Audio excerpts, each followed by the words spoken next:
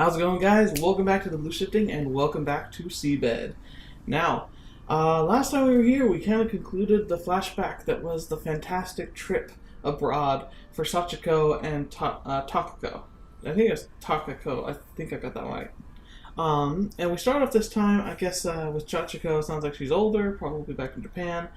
And she noted that she had some of Takako's clothing in the box. That was about all we really learned. I thought it was going to be like a short scene, but it looks like it's not, so I decided to stop it there last time. But yeah, so what I've seen so far of this one is that it seems like the story is definitely very in-depth. Once again, it can be kind of hard with the dialogue following, but otherwise it's been pretty enjoyable, especially considering, everything about it. So, yeah, I have a feeling that we're going to get a little bit more into the mystery of what's going on. This episode. So now they've kind of established the characters pretty well. And in such a beautiful way, too. Like, it's definitely, like, painting a good picture of what we're here and experiencing so far, and kind of who these characters are. They've been very sweet so far. But yeah, I guess we'll just dive right in. There's not much else to say at the moment. I left the general store and continued down the sidewalk. It was now illuminated by a slightly stronger light compared to the morning. As the traffic signal between the police station and the department store lit up green, a mass of people who had been waiting for it to jerk forward like a wave. As I tried to overtake a man in front of me, our shoulders bumped. It seemed like the amount of people had doubled here during afternoons. I continued crossing the street, looking down at the shoes of the people ahead of me, and my paper bag bumped into someone to my side. I stopped and placed my paper bag into my handbag. Okay, so kind of just describing the life of someone who's not comfortable in crowds pretty well. You'll get hit by a car if you keep spacing out in the middle of the street, Sachi. That sounds like Takako. I raised my face in response to clearly hearing my name. However, the person to whom that voice belonged was nowhere to be seen. I turned to the narrow alley between two large buildings, leaving the street behind me. As I continued on, I glanced at my wristwatch. So, hearing voices, apparently normal. That's great. Seeing the time, I decided to hasten my pace. Interesting. So that was definitely Takako. I believe that's her name, Takako. The bell of the cafe door gave off an energetic chime as I stepped inside. The establishment's front door was down a short flight of stairs below street level, and naturally had no windows and was dimly lit inside. The lights would be on would be on all the time, coloring the interior red and orange. This is interesting because up until now, it looks like they did the whole pixelization of real photographs to kind of stylize it into the visual novel. This looks like original artwork, which is very impressive and interesting. Unless, of course, it could be just like there could be what do you call it? It's where you buy like pre-made art that's generalized. Shoot, I can't think of the word. But yeah, like this could be something that's just being used by like as part of a bundle, but that's fine. I mean, like it's one of those things where it's like it's one thing to use sample art to the point where it's like obviously you didn't put any effort into having original like content of any kind. It's another if you can use it tastefully, like finding the appropriate times, atmospheres for it, and transition to it in a way that makes sense, not just using it wherever. Let's see, anyway, the wall lights would be on all time, glowing to red and orange. I continued further into the shop, my footsteps silenced by the lush carpet. Sitting at the round table next to the wall behind a row of low handrails barely reached my waist, a red-haired woman, Narasaki Hibiki, raised a hand to catch my attention. Okay. Oh, hello. Interesting. So this is a new person. Over here. I went up the steps and to her table as she folded the newspaper she'd been reading. Oh, I thought I came early. My appointment today finished early, so I thought I might as well come ahead of you. There was an empty milk packet and half-finished cup of coffee and what looked like a cake plate in front of Narasaki. There was nothing but silver paper and a few crumbs left on it. Narasaki wore a lab coat over her pale blouse and skirt. Nice, a scientist lady? Cool. You came in your work clothes? The best clothes I have. I sat down facing her. The dim light from the walls fell on her white coat, dyeing it a pale hue of orange. Agree. I think lab coats are awesome.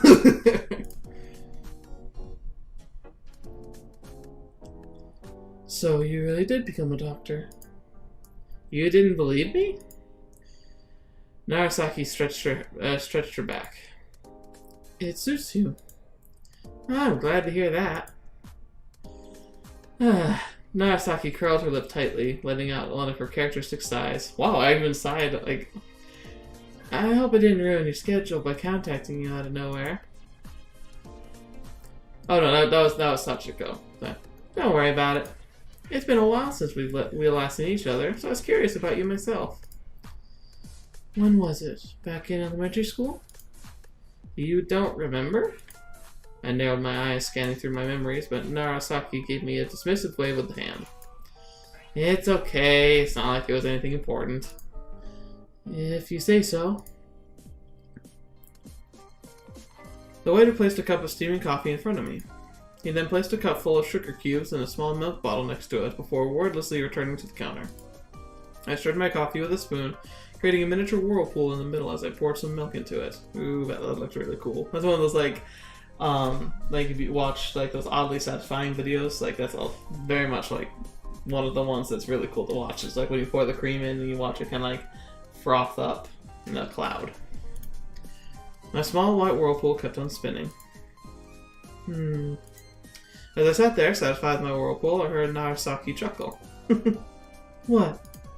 Oh, don't mind me. Her eyes were fixed on my hand, stirring the white coffee. I left the spoon on the tray and took a sip from my coffee, letting its familiar bitterness spread across my mouth. I felt as though Narasaki was snickering at me again.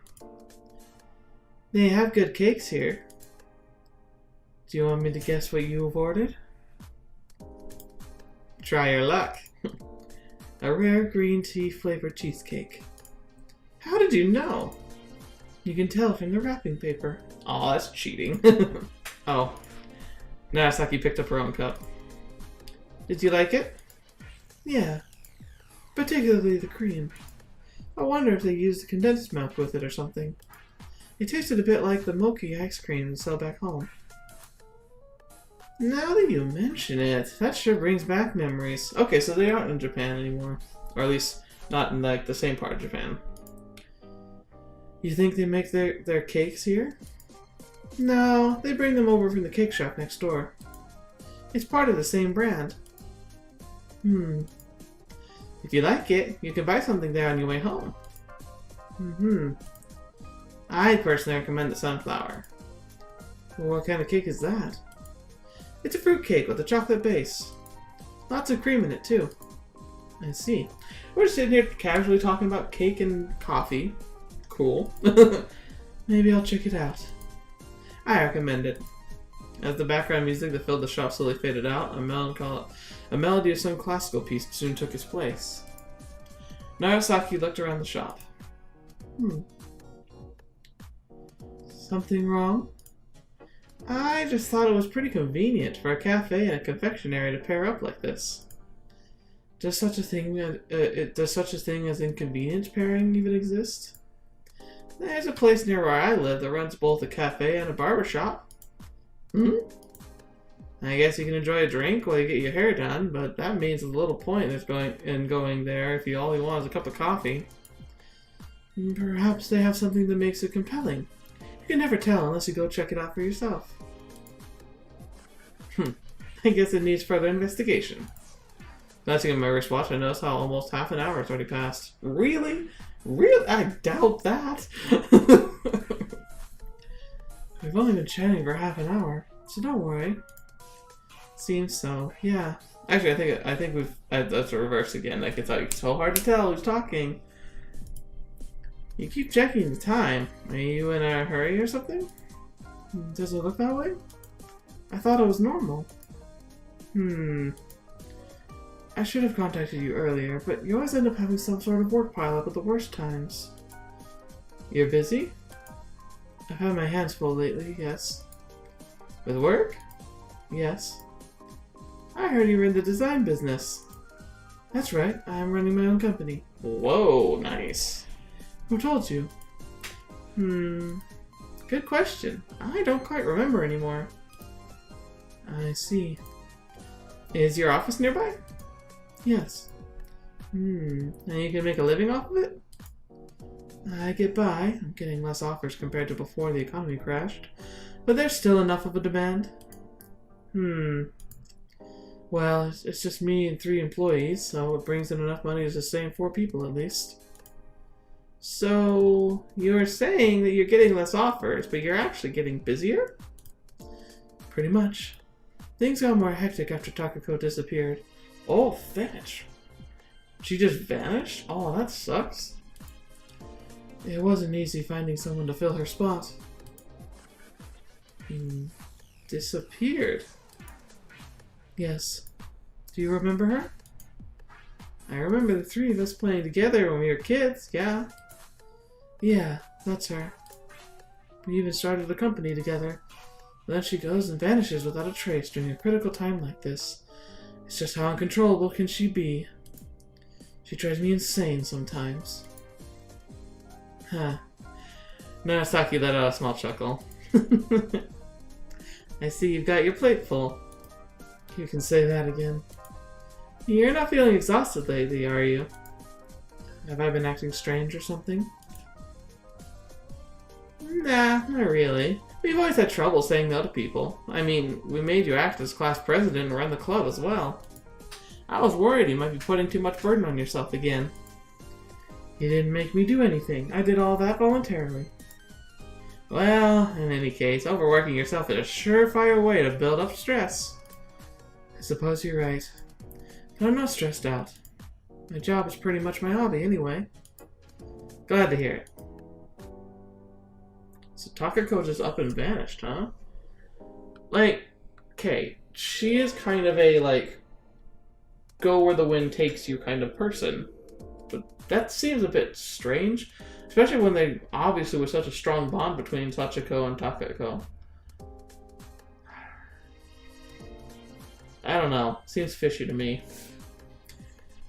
You work at the psychiatric clinic around here, right? Narasaki, still holding her coffee cup, shifted her eyes from the menu to me. Yeah. So, you listen to people with mental problems like schizophrenia or chronic depression, analyze them, and give them advice on what to do. Something along those lines? I see you're watching the same TV shows as me.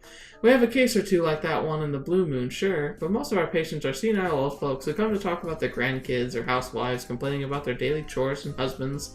Usually all you have to do is fix their problems, hear them out. Hard to believe the girl who played doctors with us as kids actually became one. Narasaki ran her hand across her face. Our little clinic is hardly an establishment to brag about, really. There's a big hospital nearby, so we get very few people. You've wanted to become a doctor ever since then. Who knows? Maybe I don't remember. Narasaki placed the empty coffee cup back on the tray. I just like observing people. I believe that nothing happens without a reason. So when someone starts raving or acting in contradiction to their common sense, I can't help but getting a little curious about its underlying cause.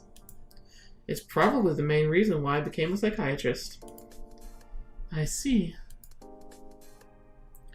So, I thought you wanted my help with something?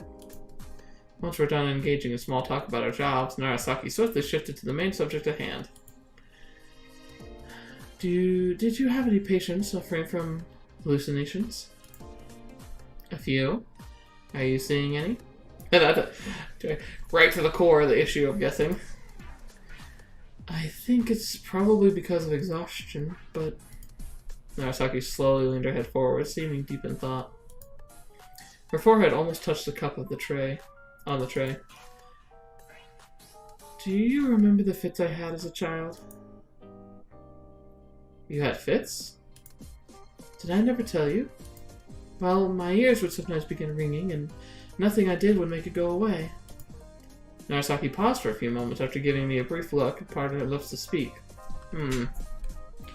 This This is interesting because like I did a little bit of psychology work, but I definitely don't know enough to have a strong opinion about this. That's interesting. I mean, I think it's pretty common to have ears ring every once in a while, but yeah, I guess if it was happening a lot, it wouldn't be very fun. Now that you mention it, I think I remember you telling me that. Ringing in the ears, huh? Ringing in the ears, huh? She mused. Yeah, I thought it would drive me crazy. Well, that could be explained by an acoustic. Now that could be explained by acoustic hyperethesia. Can you tell me how exactly it would manifest? At times, I'd wake up at night and hear all the sounds around me as if they were amplified. I'd feel like my head could burst at any second. Yep, definitely haven't felt that before. The shorter fits would pass in a few minutes, but some of the longer ones could go on for over half an hour. I realized my right hand was unconsciously touching my ear. I stopped having them around elementary school, but they came back recently. You might want to make a visit to an orthohenologist just in case. I've already been to one. They couldn't find anything wrong with my ears. Though they told me to come back, its symptoms grew worse. Narasaki regarded me in complete silence and stillness. Will you?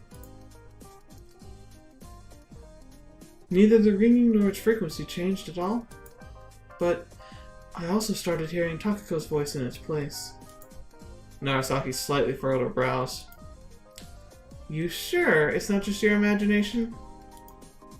I can hear it very clearly. I emphasized the word clearly. Do you think it's an auditory hallucination? Narasaki inhaled a breath and crossed her legs again. Well, if you hear sometimes something that can't possibly be there, then it would probably be classified as that, yeah. I guess an ornithologist, I hope I'm saying that right. Not an ornithologist is someone who studies birds, and otorhinologist. Couldn't help you with that. And can you? Auditory hallucinations can be symptoms of schizophrenia, but based on our little chat today, I'm not seeing anything in you that would have supported such a diagnosis. And it doesn't seem to be having a severely adverse effect on your lifestyle either, as you appear perfectly aware of the fact that they are hallucinations. In short, well, you're not technically crazy, so I don't know if we can do anything for you. I mean, kind of a bummer to know. It's like, yeah, you're technically seeing and hearing things that aren't quite there, but since you know it's not real, it's probably okay. I think you might just be exhausted. I see. We've had a lot of folk with work-related issues, adjustment disorders lately. Most of those cases could be cured in a few weeks of vacation. You should probably not worry about it too much unless it starts affecting your life. So it's best if I don't do too much about it? Basically. Okay, I understand. Thanks. Great. Just ignore it. It'll be fine. I feel a bit better now. If those voices you hear come worse for whatever reason, and you get worried again, you can always come straight to my clinic. With that, she stuck her hand in her pocket and pulled out a business card. Narasaki Mental Clinic. Psychiatrist Narasaki Hibiki. It had the address written on the other side. Could I get your card too, if that's okay? I wonder if I have any left. I picked up my handbag from the sofa and pulled out my card holder. However, no matter where I look, I couldn't find any of my cards. Aww, that's not good. It's like a business 101. It's like make sure you have enough on you at all times. You never know when an opportunity will pop up. I'm sorry. Don't sweat it, but remember to keep one on you the next time we meet. Okay. And I'll want to hear more about your work, too. If that's what you want. Realizing that my coffee cup was empty, I promptly put my hand back. The chair let out a low creak as Narasaki crossed her legs again. What time is it? I instinctively glanced at my wristwatch again. 8:30. Oh, that late already? This place has neither clock nor windows, so I guess that's just how they roll. Narasaki picked up her wallet from the table, and after glancing at the receipt and taking out the amount indicated, she returned it to the handbag she kept it next to her. Going already? I've still got to drop by my clinic tonight. I see. What about you? Lifting her handbag from the seat, Narasaki gave me a brief glance. I think I'll relax for a few more minutes. Hearing that, Narasaki made a short pause before speaking up again. It's been a while since I had fun like this. Me too. About what we discussed, remember, if you're still worried, we can always come by my clinic. Thanks. I'll do that. As she left the shop, Narasaki placed a palm on the back of her neck, then slid it down to wave me goodbye. I spent some time absent-mindedly gazing at the empty space in front of me that Narasaki used to occupy. After shifting my gaze to the empty cup, I finally stood up, picked up the receipt, and continued to the counter to pay for my drink. The streets outside were already covered in darkness, with the neon signs of shops illuminating my way. I turned around and saw myself reflected in the window glass. There were faint black spots below my eyes, making me look a bit like a ghost. Man, though, having someone you, like, cared for, love, just vanish one day would be horrifying. I'm surprised she's not, like, more upset.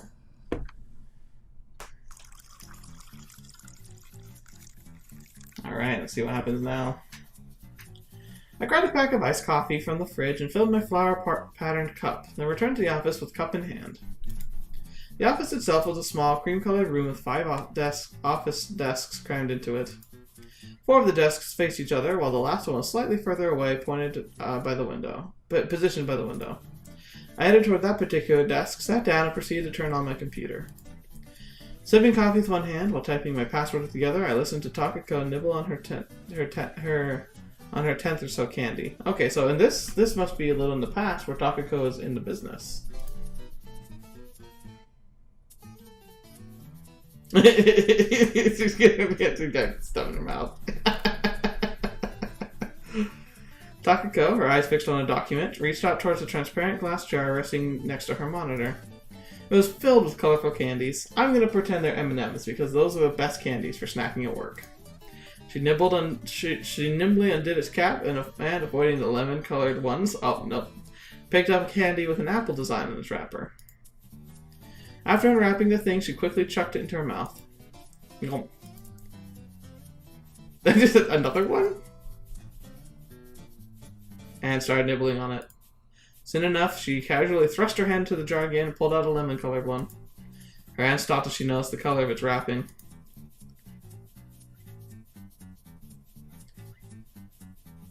Okay, so I think this is her talking. Like, want a candy, Fumi? Takako addressed the employee sitting in front of her. Oida Fumi. Fumi shifted her gaze to Takako, knitting her eyebrows. How many of those can you eat in one day? The sound you make when you're chewing is bothering me. I'm always sleepy past noon. If I don't eat something, I might fall asleep. Your sugar intake must be off the charts. Well, that's true. Don't come crying to me when you gain weight. Trust me, she's not had to worry about that at this point. Yeah, it's okay. My brain burns all the sugar anyway. I'm sure. To me, candies are like coal to a steam engine. She let out a hefty guffaw. Figuring that I'd seen enough, I rose from my desk and drew closer to them. I picked up the candy bottle from the table. I'll be confiscating this. But that's my fuel! Takako spun around as Fumi made a crooked smile behind her back. The sound you make is bothering everyone. If you can't eat them in silence, then chew on this instead. I held up a piece of mint gum in front of her face.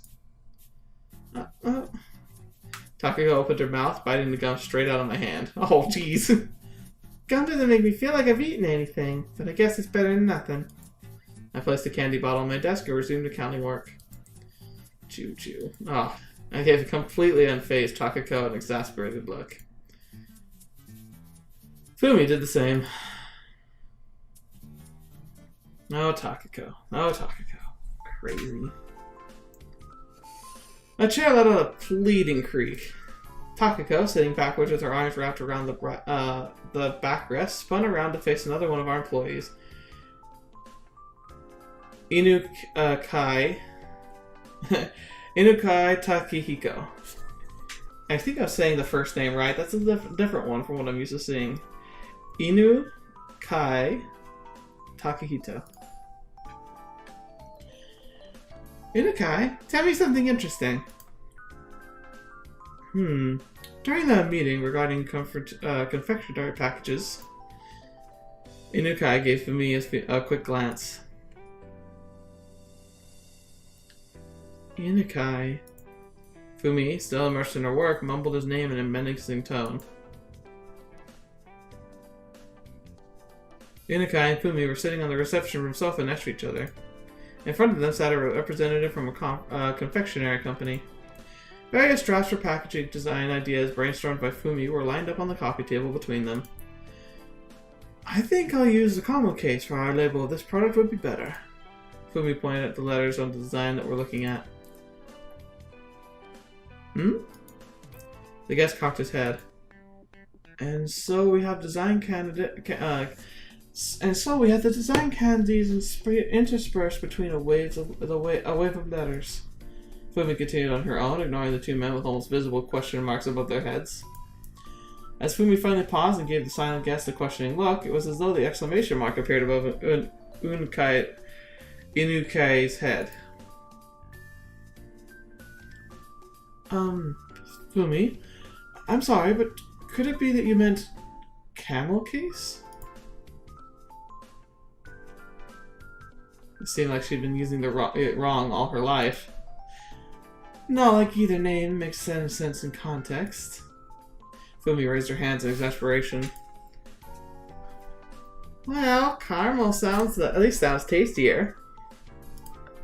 As Takako gave Fumi a patronizing look, the chime of a bell similar to that of schools abruptly filled the room. Thanks for the funny story, Inukai. Oh, it's E. Yeah, it's E. Inukai.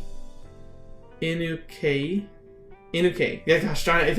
It's bugging me. I want to make sure I get it right. Excuse me. Takako stood up as the afternoon bell faded away. Sachi, time for lunch. She leaned over my monitor and stared at my face. I'm not deaf. Go ahead of me. I'll join you after I finish this. I'll be waiting for you with a cup of tea. I'll make it. Takako and Fumi trotted into the kitchen, leaving Inukai and me alone in the office. Before long, I finished my papers. I pulled out a lunchbox out of my bag and stood up, noticing that Inukai was still working at his desk. My neck's sore for some reason, sorry. Are you not going to have lunch? I'm leaving in a minute. What's your plan for today? I was in a bit of seafood. I was in a bit of a seafood donobori mood. That place is going to be full by now. Well, if there's no space, I'll make do with a regular gyudon. Inukai pulled out a coin purse out of a jacket hanging in the back of his chair. Why don't you here with us for a change, like you did before? I've been here long enough to know better. I see. I'll join you some other time, when I'm more in the mood. Interesting. Inukai pushed off the open door and left, while I continued to continued into the reception area. Takako and Fumi were sitting on the sofa watching TV. Scorpio's lucky item for today is a red umbrella, said the loudly dressed woman on TV. Dang, is that a real thing? Miss Takako, they're talking about your sign. An umbrella? It's not even raining outside, and a red? Seriously? A cloudless blue sky stretched beyond the window. I imagine you'd start out walking with a red umbrella on a day like this. Fumi then added, it's not like you're the type to believe in fortune telling anyway. Hello. Fumi turned to me as I closed the door behind me. The reception room had a low, rectangular-shaped table and 2 sofas facing each other on each of its sides. The 2 were sitting on opposite sofas, and the further end near the TV. I believe in it if it's good. I sat down next to Takako. Here you go. I wonder what's in it today. I handed Takako her lunchbox. I fried yesterday's chicken leftovers with bean jam, then added the unusual scrambled eggs, fried fish, and miso soup. The usual, not unusual. I placed the miso soup flask on the table. Chili sauce! I really like this one. Takako was happy to see I didn't forget one of her favorites. Let's dig in. I opened my own, otherwise completely identical, lunchbox and picked up the chopsticks. Takako was showing her lunch to Fumi. I'm a bit jealous, to be honest. I wish Miss Sachiko made meat lunches for me, too. Meanwhile, Fumi's lunchbox contained stuffed pepper, slice of boiled egg, and an entire assortment of vegetables. Cabbage, tomatoes, and stuff like that. Everything was ordered to maximize the effect of the colors. Ooh, that sounds very pretty. I see you always go the extra mile to make your lunches visually appealing. Thank you very much. Let's eat. Tamako chose to start with the scrambled eggs. So did I. After using my chopsticks to separate my scrambled eggs into 2 smaller pieces, I popped one into my mouth. It had a slightly strong taste. Isn't it spicier than usual? Isn't that how you prefer it? Yeah, but... I tried the other ingredients one after another. The chili sauce I made yesterday turned out just right. After spending some time eating, I took a sip from Fumi's tea, letting the sweet fragrance of apple tickle my nostrils. This brand is called London Flavor Tea. My uncle got it for me as a souvenir, and I really enjoyed it, so I figured I'd share it with you. The sweetness and bitterness were just right, and despite the strong smell of apple, I could not identify any sourness. It tasted like a perfect cup of red tea. It's very good. I left the package in the cupboard, so feel free to make it for yourself. Takako took a sip from her own cup. It's bitter. Looking at Takako's sour expression, I couldn't suppress a faint smile. I prefer sweet apple tea. And with that, she returned to eating her lunch. Seems nice and happy. What the heck happened? Like, why'd she leave?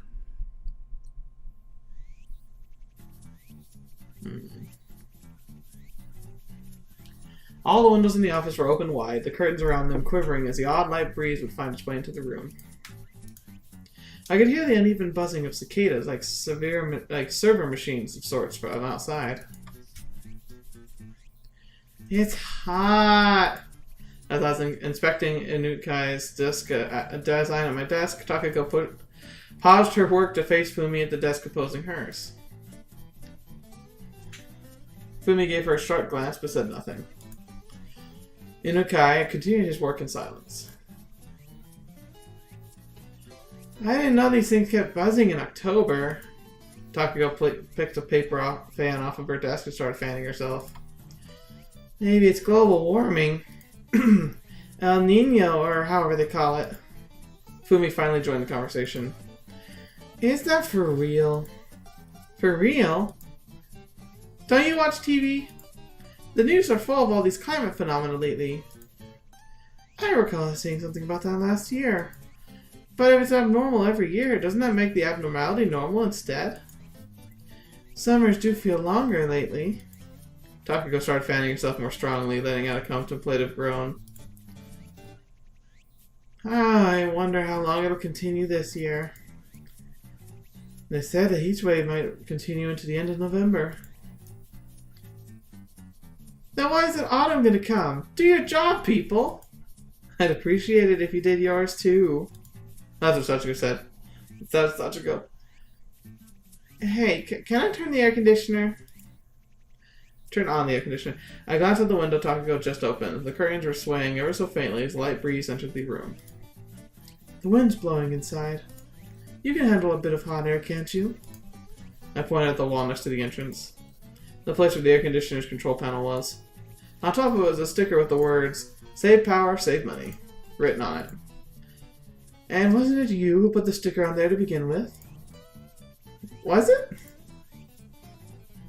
Takako grabbed a bottle of water and started loudly gulping its contents down. Jeez. After finishing the entire bottle, she returned to work. Click, click, click, click, click. Oh, now she's done. I feel like I'm gonna melt. Raising her hand, she leaned against her chair. Don't worry, we'll turn our air conditioner on if you do. Fumi addressed Takako with her eyes still glued to her monitor. Can I take your word on that? And we'll make sure to put what's left of you in an ice cube tray and freezer so you can solidify again. Takako lightly pressed her bent index finger against her jaw. I don't want to become a cube. If you started melting, I'm vacating the premises right away. Inukai joined in the conversation as well. Hold your horses. At least call the ambulance for me. I would appreciate it if all of you stopped running your mouths and returned to work. Okay, that's it. Now I've grown conscious of the heat, I can't pull it out of my mind. Not even changing the wallpaper to cool sea is helping. Maybe you should try listening to something soothing music. Fumi had to Takako a CD case over the monitors. This is the electronic music I'm currently listening to. Fumi pulling out her headphones. Electronic music? I love music, it helps me. If I could listen to music every day while I was working, I'd be so productive. The ones they make with synthesizers and stuff, right? Does it really cool you down? Takako inspected the back of the CD case. It's a Folktronica summer special. Ooh, sounds like an Enya or shoot. There was one I used to listen to a long time ago. What was it? Nightwish? I don't know if that's right. The rhythm is inspired by the flow of water, so it makes you feel like you're cooling off under the sea. Fumi was passionately gesticulating with her hands and head as she explained this, so she's very expressive with her hand motions. Probably like waving of the sea. I can't focus when I'm listening to music. Really? I would say you had a harder time concentrating without it. Fumi took out a bag from her desk drawers. Then maybe you'd prefer this. She pulled out a small blue tube and handed it to Takako. What's this? Mint gel? You have to put it on your neck, like this. Fumi made a neck stroking motion. Takako imitated her movements, rubbing the gel from the tube on her neck. How is it? I don't feel any gel. Anything gel. That's not how it works. I don't know what that's supposed to be. With that, Fumi returned to her work. Aren't you hot, Inukai?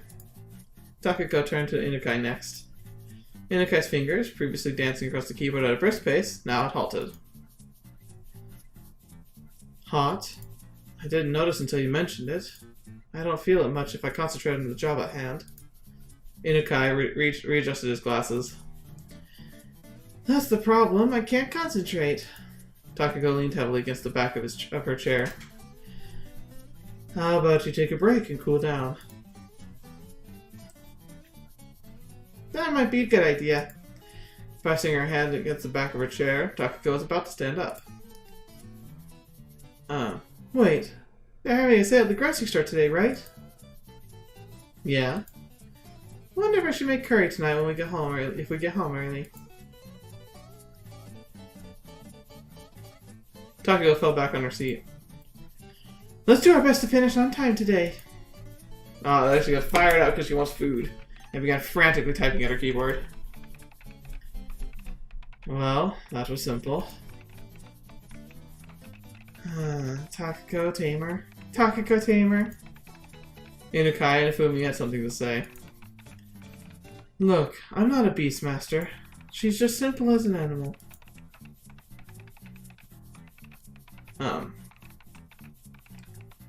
Yo! Private combos during work or against protocol? Are you planning to stay late and crash into overtime? 3 pairs of eyes shifted to Takako.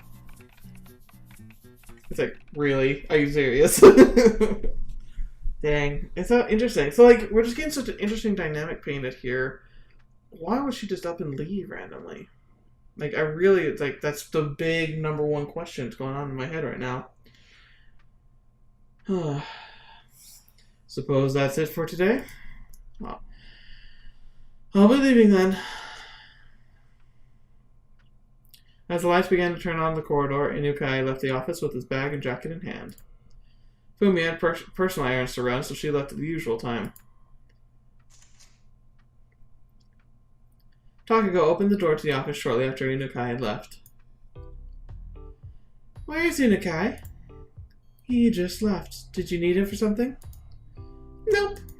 Takako returned to her desk and sat down in her chair. You're about done, right? Yes. All the program windows on my monitor had already been closed. It's pretty late, so I guess it'd be too much of a pain to go ahead with the curry plan. Want to eat out somewhere? Were we so busy this month I couldn't spend any of my money? I suppose you're right. We can go. Takako stood up, flashing a smile. I'll switch off the lights. You take care of the lock. Alright. Oh, that sounds like a fun night ahead. Takako disappeared beyond the door. I locked the windows as well as the door to the kitchen. Then I pulled down the blinds too. As I flipped the light switch near the entrance, the room was swallowed by darkness. All the electronic devices were safely turned off. I could only hear the buzzing of a fridge from the kitchen. I left the office, locked the doors from outside, and continued down the dark corridor illuminated only by a set of dim LED lights. Takako was waiting for me by the car, in the car by the entrance. I opened the doors and sat in the front seat next to her. Hey, Takako spoke up as I arrived. So, decided on a place yet? Of course. You okay with the Western food? Seeing my nod, Takako started up the car. I moved smoothly, so I couldn't tell she was changing gears. Oh, so she's a good driver. What was that phone call? What was that phone call in the afternoon all about? Mr. Sachiko from the Tinners has apparently conquered another mountain. Takako halted the car just before a white stop line. After looking to the left and right, she turned onto the main street, leaving our alley behind. Isn't mountain climbing getting to be too much for the guy, given his age?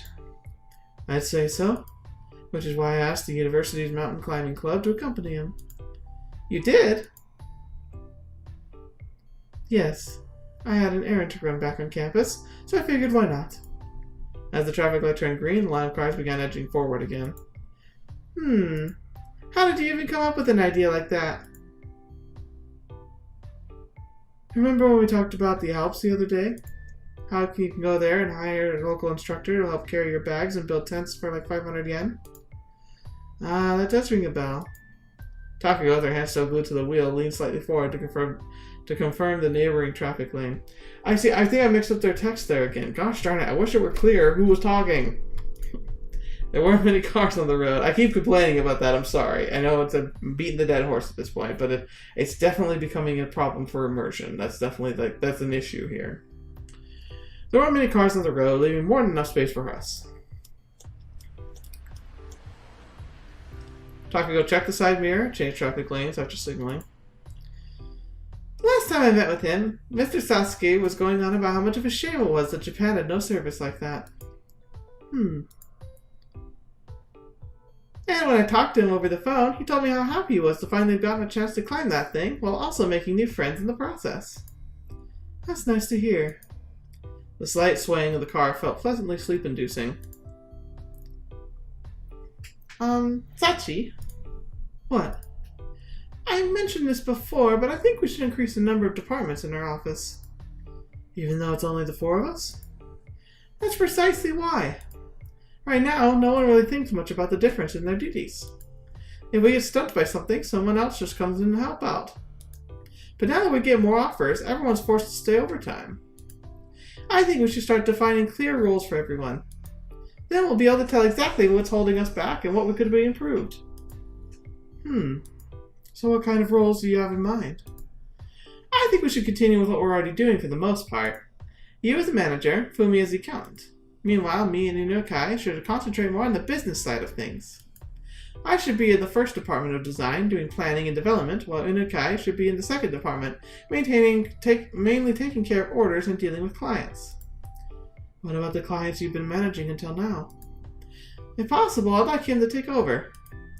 As the head of the second department, Inukai should have complete authority over everything client-related.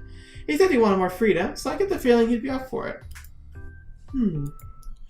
And if we're going to get bigger in the future, we'll be able to increase the amount of people in any of the departments. At one point, we can hire someone to take over your management duties. And since I don't need to deal with customers anymore, I get more free time as well.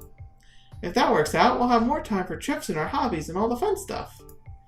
I'm starting to see what your main objective is. Clever. Well, duh. All I care about is having fun with you. I recall telling you that when I quit my last job. I suppose you did. I closed my eyes, remembering how we ended up quitting our previous jobs. Going independent after having saved some money was mainly Takako's idea. She might have been a bit of a scatterbrain from time to time, but her ability to plan for the future far exceeded mine. I don't mind if you sleep. My head nodded as the car rolled over a bump in the road. I straightened my back. I'll stay awake. I glanced out the window and saw the neon lights of the radio tower gleaming in the distance. There were more cars on the road than before. Were you sleeping? Just a little bit. Takako checked the side mirror, then turned the wheel to the left. I could feel the slight onset of a certain centrifugal force press me against the seat. As our car entered the new road, it began soundlessly speeding up. We've been working overtime so much lately. This week will be the last, I promise. I guess it'll take some time before we get anything this big again. Yeah. Giving the absent-minded reply, I gazed at the orange lights through the windshield. I leaned against my seat, narrowing my eyes. You are tired, aren't you? Takako made a faint smile, observing me from the corner of her eyes. How far are we? We should be there in a 10 minutes, I think. Will you take a nap after all? I might not wake up if I give in now. Want to listen to some music? Takako reached towards the audio panel. I'm not in the mood right now. Okay. Takako returned her hand to the wheel. I have a sneeze. Don't. It's stuck up there. Cool. I won't fall asleep if we talk. Want to hear a scary story? Maybe some other time. Takako heaved a contemplative groan. Aww. How about a story about my adventures overseas? I was there too, remember? Was our first trip? What was our first trip again? Taiwan. Ah, that's right. Our plane landed in Taipei. We took the bus straight to our hotel. Did you forget? Outside, it felt like you were in a sauna, but the interior of the bus is freezing cold, right? My sweat dried up in an instant. Where did we go first? I think we went to the convenience store. We bought an instant camera. I remember you kept going on and on about how they had so many convenience stores around. And that's weird juice we bought. Turns out it was strawberry flavored toothpaste. It was juice, ugh. We also went to the kingdom of the little people.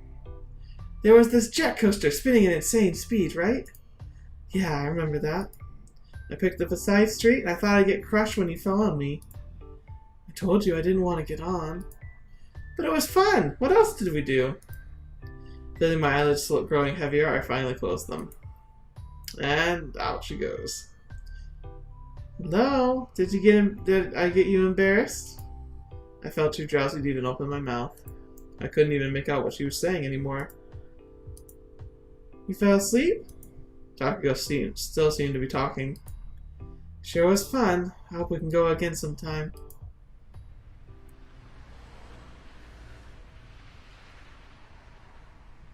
Yes.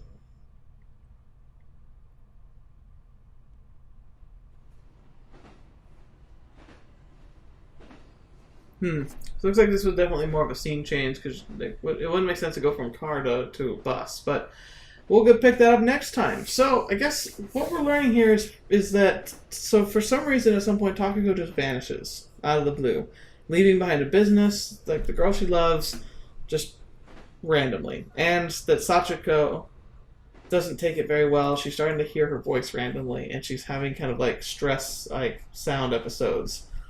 Not good. But things seemed really happy. It's like, why would she just up and leave? Like, this just doesn't make any sense. Interesting. But anyway, yeah, so I'm excited to find out more. Thank you so much for joining me once again.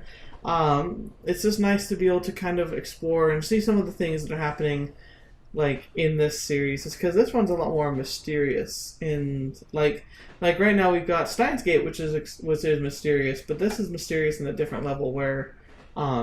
because of the different times that we're seeing, like, I don't know, it's gonna be like a puzzle being put together rather than a straight narrative, and it's always fun to see something like that. It reminds me of the series Bakuno and how it jumps around from time zone to time zone, and kind of like by spreading itself out like that, you get a more interesting look into the mystery of what's actually happening, especially with that crazy train ride. But yeah, anyway, so thank you so much for being here. What did you think of this episode? Was there anything that stuck out to you in particular? Also, I guess, what do you think could possibly be any theories you have as to why Takako would leave? Unless you've played the game, then no spoilers. But if you have a theory, I'd love to hear it. Right now, I'm guessing that it wasn't something that she wanted to do. She does seem a bit frivolous, but I just don't see her being someone who would just up and leave, like, the people and the places that she cares about. Unless there was an outside force that was a part of that, which would be really sad, but I honestly don't think it could be anything else. Hopefully that mystery gets solved at some point. We find out what's happening. But anyway, thank you so much for joining me. Thank you so much for being part of the channel. As usual, it's my pleasure to have you here, and I love that you spend time with me on this. So until the next video you watch with me, or whatever you ever see me in next, I'll see you there.